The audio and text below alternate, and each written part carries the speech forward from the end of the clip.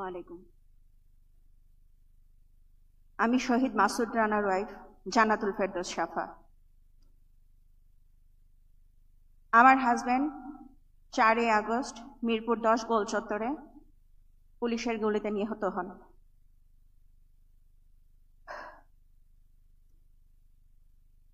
বাংলাদেশ জামাতে ইসলাম উত্তর মহানগরীতে আজকে যেই আলোচনা সভা মত বিনিময় আমাদেরকে আপনারা ডেকেছেন, আমাদের যেই সম্মান দিয়েছেন, আপনাদের সবাইকে অসংখ্য ধন্যবাদ। আমরা এই পর্যন্ত যতগুলো প্রোগ্রামে গিয়েছি তার মধ্যে জামাতের প্রোগ্রামগুলোতে অনেক শৃঙ্খলাবোধ থাকে, এটা আমরা সবাই দেখে আসছি। তারা সবসময় তাদের দিক থেকে আমাদের পাশে থাকার চেষ্টা করছে। এই যে আমরা শহীদ পরিবারগুলো আজকে একসাথে হয়েছি, আজকে 1টা বছর হয়ে আসছে এই শহীদ যে হয়েছে, এই যে আন্দোলন হয়েছে, আন্দোলন হওয়ার পরে 1টা বছর, এই 1টা বছরে অনেকগুলো দল আমাদের সাথে যোগাযোগ করেছে, আমাদের খোঁজ খবর নিয়েছে। তার ভিতরে সর্বোপরি জামাত তাদের দায়িত্ব থেকে সব সময় খোঁজ খবর নেওয়াতে মানে অগ্রসর ছিল বেশি সব দলের থেকেই। এই রাজনৈতিক দলগুলা আজকে শহীদ পরিবারগুলার কি সুন্দর করে 1 বছর পূর্তি করতেছে, ঠিক না? 1 বছরের মধ্যে এই শহীদ পরিবারগুলা কিভাবে ছিল, কয়টা দল তাদের খোঁজ নিয়েছে।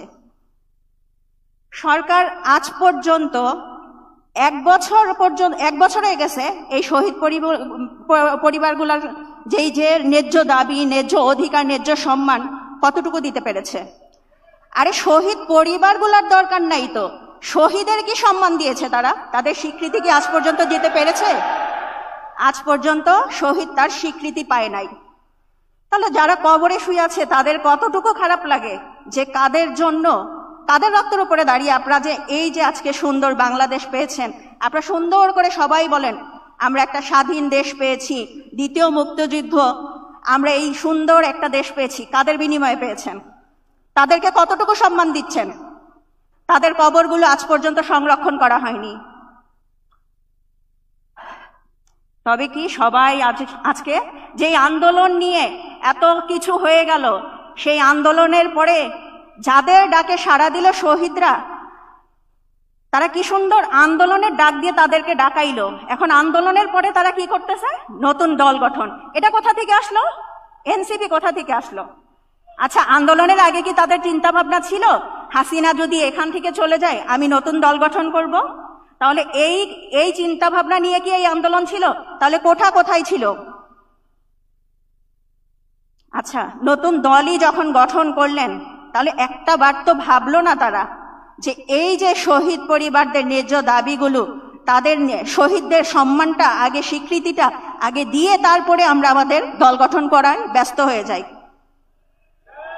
আচ্ছা, এই যে তাদের পথযাত্রা শুরু হয়েছে 64 জেলায়, না 64 জেলায় 1 মাস ব্যাপী পথযাত্রা যদি শুরু হয়, তাহলে কি শহীদ পরিবারগুলা এই 64 জেলায় 1 মাস ব্যাপী তাদের সাথে মত বিনিময় করার সময় তাদের হয় নাই? 1টা মাস শহীদ পরিবারদের সাথে সময় দিতে পারে নাই তারা? আমরা সুন্দর স্বাধীন দেশ বলি। কিভাবে সুন্দর স্বাধীন দেশ বলি? একটা শহীদের মেয়ে যেখানে ধর্ষিতা হয়, সে যেখানে আত্মহত্যা করে, তাকে যখন আজ পর্যন্ত তার এই আত্মহত্যা যে পিছনে যারা আছে, যারা তাকে এরকম ধর্ষিতা স্বীকৃতি দিয়েছে, তাদের আজ পর্যন্ত বিচার হয়নি। আচ্ছা, হাসিনা যদি এত বছর পরে এসে তার বাপের মৃত্যুর এই যে বিচার কার্যক্রম নিতে পারে, তাহলে আমরা কেন এখনো পর্যন্ত পাচ্ছি না? আমার হাজবেন্ডের গুলি লাগলো, 1টা সেকেন্ড লাগলো না তার জীবন বের হইতে। তাইলে এই যে শহীদের মেয়ে আজকে মারা গেল, যারা যে এরকম একটা মানে অবিচার করলো, তার উপরে এত বড় কাজ করলো, তাদেরকে মানে আপনার সরকার শাস্তি দিতে অনেক সময় লাগতেছে। আমার হাজবেন্ডের তো সময় নাই, হাসিনা তো আমার হাজবেন্ডের সময় নাই জীবন নিতে। তাহলে সরকারের কেন এত সময় লাগতেছে শহীদের মেয়ের এই স্বীকৃতি দেওয়ার জন্য, এই বিচার কার্যক্রম করার জন্য? আমার হাজবেন্ড সহ যত শহীদ, তাদের এখনো একটা বিচার কার্যক্রম দেখাইতে পারছে সরকার? তাহলে এই যে নির্বাচন, হাসিনা যে 15টা বছর একতান্ত্রিক সরকার হয়ে থেকে গেছে, তখন তো আপনাদের জায়গা দখল করতে পারেন নাই। তাহলে এখন এই 15 বছর পর যেতে না যেতে অস্থির কেন হয়ে গেছেন নির্বাচন নিয়ে? নির্বাচন আমরা চাই না, আমরা চাই আমাদের স্বামীদের বিচার। আগে বিচার করবেন, তারপরে নির্বাচন। নির্বাচন ছাড়া যখন 15টা বছর কাটাইতে পারছেন, আমি মনে করি আরো কয়েকটা বছর আপনারা কাটাইতে পারবেন, এই বিচার কার্যক্রম শেষ করবেন। নিজেদের জায়গা, নিজেদের অবস্থান তৈরি করতে গিয়ে যাদের রক্তের ওপরে দাঁড়িয়ে এখন আপনারা এখানে এসেছেন, তাদেরকে ভুলে যায়েন না। প্লিজ, আপনাদের কাছে অনুরোধ, তাদেরকে ভুলে যায়েন না। আমি রাষ্ট্রের কাছে আমি আমার সবচেয়ে বড় সম্পদ দিয়ে দিয়েছি। আমি কি পাইছি? বিধবার উপাধি। আমার সন্তান কি পাইছে? এতিমের উপাধি। আমার শ্বশুর শাশুড়ি কি পাইছে? সন্তান হারা পিতামাতার উপাধি। এইটাই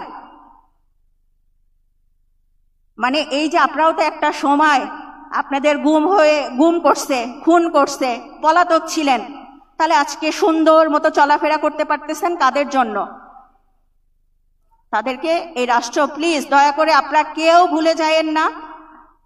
তাদেরকে তাদের ন্যায্য সম্মান, অধিকার এগুলা ফিরায় দেওয়ার জন্য আপনারা সবাই একত্রিত হয়ে কাজ করেন। আর জামাত ইসলামকে অসংখ্য ধন্যবাদ আমাদের পাশে থাকার জন্য। আমরা দোয়া করব আপনাদের জন্য, আপনারা সামনেও এইভাবে শহীদ পরিবারগুলোর পাশে থাকবেন। অবশ্যই আমরাও আছি আপনাদের সাথে। ধন্যবাদ সবাইকে। আসসালামু আলাইকুম। ধন্যবাদ আমাদের শ্রদ্ধেয় বোনকে তার উদ্দীপনাপূর্ণ বক্তব্য রাখার জন্যে। এ পর্যায়ে আমাদের সামনে বক্তব্য রাখবেন আমাদের আহত জুলাই যোদ্ধা এস.এম. মোস্তাফিজুর রহমান, এবং স্টেজে আসার জন্য আমি অনুরোধ করছি শহীদ শাহরিয়ার হোসেন রতন এর গর্বিত পিতা মনির হোসেন, যিনি মোহাম্মদপুর পশ্চিম থেকে এসেছেন। নাহমাদুহু নুসাল্লি আলা রাসূলিহিল কারীম, আম্মা বাদ, ফাআউযু বিল্লাহি মিনাশ শাইতানির রাজীম, বিসমিল্লাহির রহমানির রহিম। সকল প্রশংসা একমাত্র আল্লাহ তাআলার জন্য, যিনি আমাদেরকে এখনো বাঁচিয়ে রেখেছেন জুলাই বিপ্লবের পরেও।